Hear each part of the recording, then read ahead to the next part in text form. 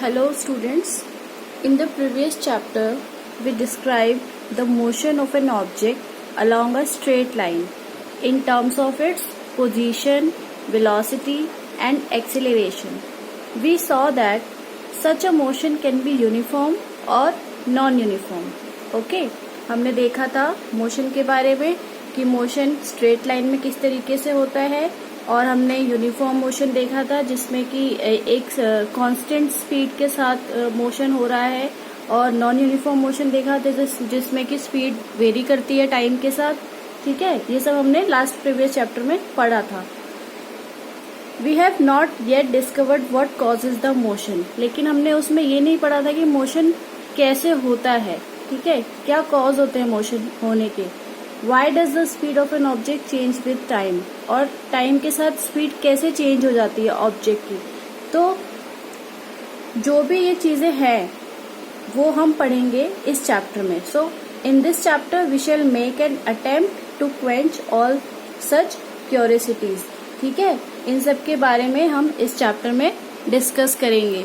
ये चैप्टर है class 9th का, chapter number 9, force and laws of motion.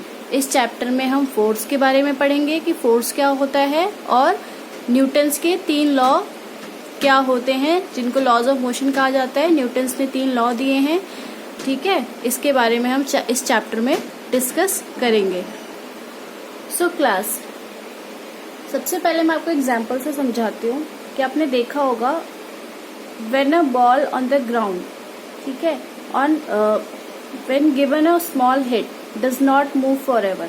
जब हम किसी बॉल को, ग्राउंड पे कोई बॉल है उसको हम हिट करते हैं अपने पैरों से तो वो ज्यादा दूर तक नहीं जा पाती है. ठीक है, क्यों नहीं जा पाती है, उसके पीछे एक रीजन होता है. ये एक नेचुरल स्टेट से समझाया गया था. जो पुराने साइंटिस्ट थे उन्होंने काफी वो पजल थे इस प्रॉब्लम को लेके, मोशन ऑफ प्रॉब्लम को लेके कि किस तरीके से मूवमेंट होता है, किस तरीके से मोशन होता है, या फोर्स का क्या कॉन्सेप्ट है. ठीक है, किस तरीके से ऑब्जेक्ट मूव करता है. तो ये सारी चीजें काफी प्रॉब्लमेटिक हुई, साइंटिस्ट को पजल हुए काफी चीजें समझने में. तो जब तक गैलीलियो गैली और इसाक न्यूटन नहीं आए थे इस फील्ड में, तब तक ये सारी चीजें पजल थी. तो गैलीलियो गैली और इसाक न्यूटन ने डेवलप किया था entirely different approach to understand motion. Motion को समझने के लिए इन 2 साइंटिस्ट ने डेवलपमेंट किया और रिसर्च किया जिससे कि मोशन को अंडरस्टैंड करना इजी हो गया. सो किस तरीके से होता है ये. So in our everyday life we observe that some effort is required to put a stationary object into motion or to stop a moving object. देखा होगा आपने कि हमें, अगर हम अपनी एवरीडे लाइफ में कोई भी काम कर रहे हैं तो काम करने के लिए हमें अपने हाथों या पैरों का इस्तेमाल करना पड़ता है. चलने के लिए पैरों का, काम करने के लिए हाथों का. तो एवरीडे लाइफ में जो भी कोई स्टेशनरी ऑब्जेक्ट है, स्टेशनरी ऑब्जेक्ट मतलब अगर कोई ऑब्जेक्ट रुका हुआ है, अब वो नहीं चल सकता, ठीक है, तो उसको मूव कराने के लिए हम जो एफर्ट लगाएंगे उसी को क्या बोलते हैं, फोर्स. कि हम उस पर क्या करेंगे, फोर्स करेंगे. तो फोर्स का एग्जैक्ट डेफिनेशन क्या हुआ, फोर्स का मतलब क्या हुआ. फोर्स क्या होता है, अ पुश और पुल, या किसी चीज को पुश करना या पुल करना, यही क्या होता है, force.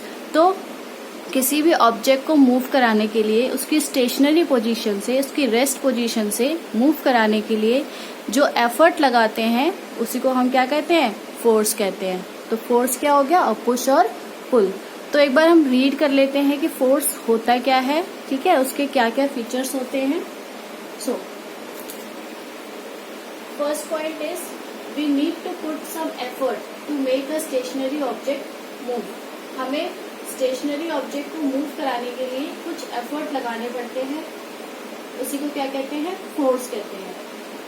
Second point is whenever we push और pull an object, a force acts upon them. जब हम किसी ऑब्जेक्ट को पुश या पुल करते हैं तो फोर्स उस पर एक्ट करता है. ठीक है, जिस तरीके से मैं मार्कर को यहाँ पर पुश कर रही हूँ लिखने के लिए, तो मैं क्या कर रही हूँ, फोर्स लगा रही हूँ. So and makes them move from one place to another, और उसको पोजीशन क्या हो जाती है, एक प्लेस से दूसरे प्लेस पर मूव हो जाती है, चेंज हो जाती है। Third point is force has both magnitude and direction. Force के पास मैग्नीट्यूड भी होता है और डायरेक्शन भी होती है। ये मैग्नीट्यूड और डायरेक्शन का मतलब जैसे कि हमने देखा कि फोर्स पे मैग्नीट्यूड भी होता है, डायरेक्शन भी होती है। जैसे हमने मोशन में पढ़ा था कि वेलोसिटी ऑब्जेक्ट की टाइम टू टाइम चेंज होती है, तो इसी तरीके से डायरेक्शन भी चेंज हो जाती है। तो मैग्नीट्यूड और डायरेक्शन दोनों होते हैं, दोनों, इसीलिए उसको क्या कहा जाता है, वेक्टर क्वांटिटी में कंसीडर किया जाता है। ये वेक्टर क्वांटिटी होती है। Fourth point is it is measured in the SI unit of Newton. इसकी जो एसआई यूनिट होती है वो होती है न्यूटन, जिसको कि एन से डिनोट किया जाता है। And last point is it is represented by symbol F. Force को एफ से डिनोट किया जाता है, ठीक है। तो ये थे फोर्स के कुछ पॉइंट्स। इसके बाद है effect of forces. Effect of force क्या होते हैं कि फोर्स का क्या क्या इफेक्ट होता है। तो फर्स्ट पॉइंट है it can change the speed of a object. ये स्पीड ऑफ ऑब्जेक्ट चेंज हो जाती है फोर्स की वजह से। किस तरीके से, फॉर एग्जाम्पल अगर आप कार ड्राइव कर रहे हो, अगर आपकी स्पीड 60 किलोमीटर पर आवर की स्पीड है और आगे 1 घंटे बाद आपकी स्पीड थोड़ी कम हो गई, तो आप क्या करोगे, स्पीड को कम करोगे, ब्रेक लगाओगे अगर, तो और स्पीड कम हो जाएगी, तो आप फोर्स लगा रहे हो। तो इस वजह से क्या हो जाएगी, it can change the speed of a body. किसी भी बॉडी की स्पीड को वो चेंज कर सकता है।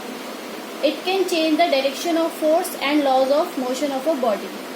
डायरेक्शन भी चेंज हो सकती है, जैसे कि हमने देखा कि दोनों होते हैं मैग्नीट्यूड एंड डायरेक्शन। तो डायरेक्शन अगर चेंज होगी तो इस पर इफेक्ट पड़ेगा। अगर आप राइट जा रहे हो और अगर आपको कुछ टाइम बाद लेफ्ट मुड़ना है तो आप जाके लेफ्ट मुड़ सकते हो।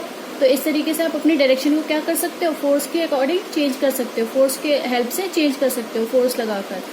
Third point is it can change the shape of a body. ये किसी बॉडी की शेप को भी चेंज कर सकता है। फॉर एग्जाम्पल अगर आपके पास क्ले है, क्ले से आप अलग अलग शेप्स को शेप बनाना चाहते हो, तो उसको हाथों से मिक्स करोगे अच्छे से, जो भी आप शेप उसको देना चाहते हो, तो उसको शेप दोगे, तो उसमें क्या लगाओगे, आप फोर्स लगाओगे, तो उसकी बॉडी को क्या कर रहा है, चेंज कर रहा है। तो मतलब और भी एग्जाम्पल हो सकते हैं। तो it can change the shape of a body.